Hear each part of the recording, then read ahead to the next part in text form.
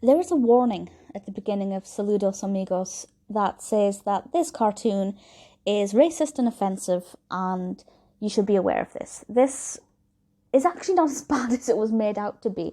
And to be honest, I personally don't see it as racist. I see it as stereotypical.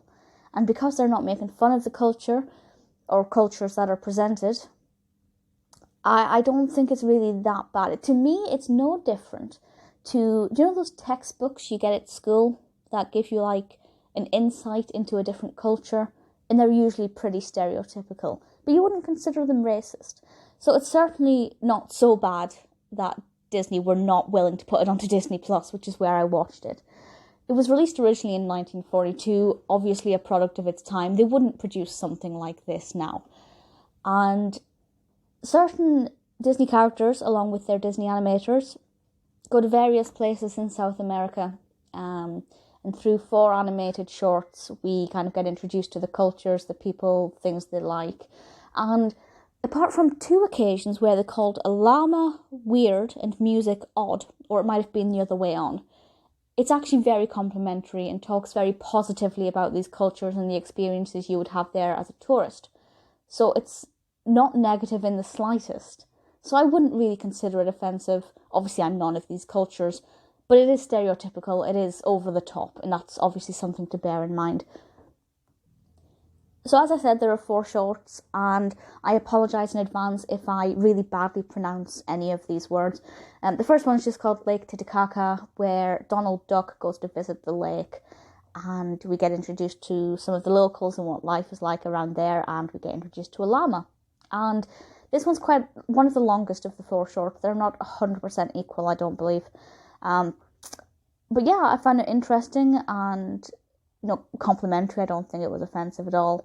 Although I think this is where they said the music was weird. The second one is called Pedro, which I thought was quite boring, to be honest, compared to the previous one.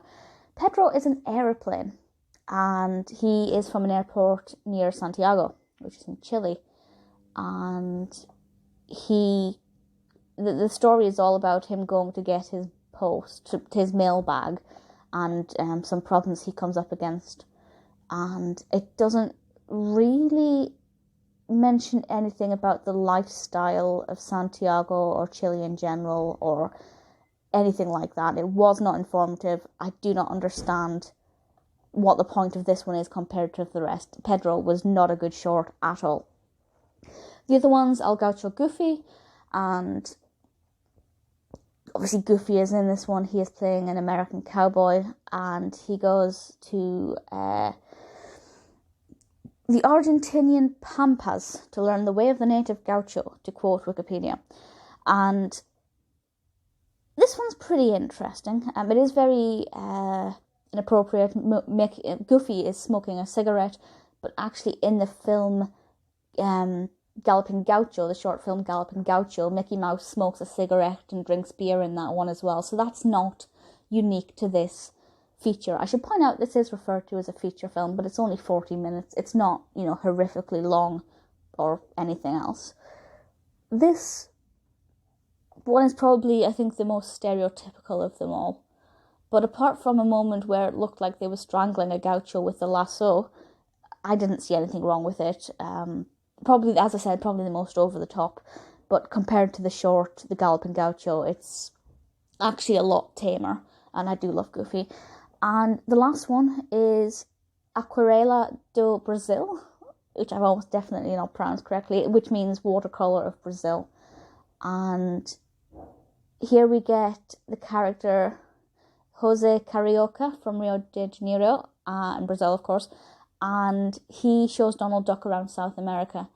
And yeah, this one's very unmemorable and not the strongest way to end the film.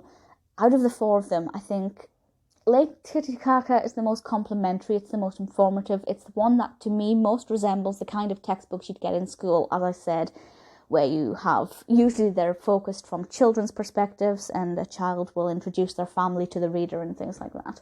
I'm sure you know what I mean. Pedro was pointless and the worst of them all. Aquarela do Brasil, I won't pronounce it again, I promise, was probably the 3rd worst.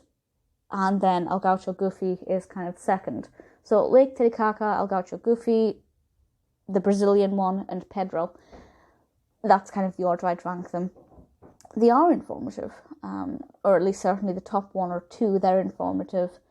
And I actually learned a bit about the native gaucho, and I learned a few things that I didn't know. They are, it's now outdated, which is why I think it's probably considered, again, I don't think it's considered racist. I think it's just a product of its time. And as long as the younger viewers watching it are aware that this is not the case today, 80 years have passed since this was produced, and everything needs to be taken with a pinch of salt. But again, school textbooks are often very outdated, maybe not by 80 years, but it was actually nominated for 3 Academy Awards for Best Music, Best Original Song, and Best Sound Recording. Didn't win any of them. The music, the soundtrack's fine. It's definitely not as bad as I was expecting it to be. And there are cries of propaganda on the internet if you kind of Google around it and read up about it. But just as a product on its own, for the younger audience who would not be able to pick up on the propaganda or pick up on any ulterior motives, it's relatively educational. The quality of the animation is very nice, and we have some live action clips weaved in here to illustrate what the narrators are saying. Based on all of that, it's not bad. It's not good, but it is not as awful as I was expecting.